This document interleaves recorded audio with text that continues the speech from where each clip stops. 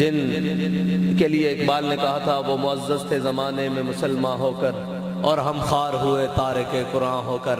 آج اس پرفتن دور میں بھی جن کے چہرے اور جن کے سینے قرآن کے نور سے چمک رہے ہیں، اصل میں تو میر محفل وہ لوگ ہیں، وہ حفاظ کرام جنہوں نے دنیا کی تمام چیزوں کو چھوڑ کر اللہ کے قرآن کو سینے سے لگایا.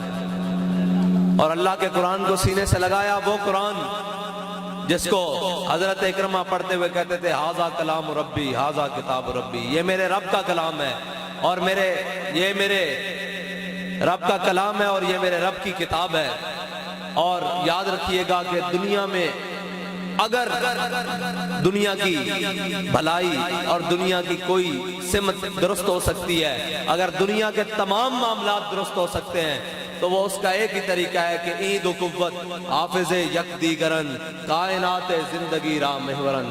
علامہ اقبال نے ایک باب باندھا ہے، گورنر عبدالصمد کی بیٹی شرف النساء کا باب ہے، بڑا خوبصورت باب ہے. اس نے کہا کہ گورنر عبدالصمد کی ایک بیٹی تھی، وہ ہمیشہ قرآن پڑھتی تھی اور 7 تلوار رکھتی تھی، ایسے قرآن پڑھتی تھی اور 7 تلوار رکھتی تھی. علامہ اقبال نے کہا کہ جب اس کی والدہ نے اس سے پوچھا کہ بیٹی تو قرآن تو پڑھتی ہے، ساتھ میں یہ تلوار کیوں رکھتی ہے؟ تو اس نے کہا عید و قوت حافظ یک دیگرن کائنات زندگی را محورن.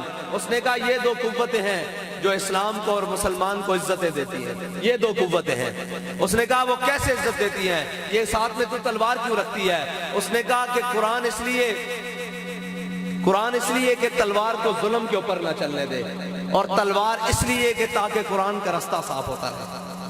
یہ ہے اسلام کا اصل نظریہ.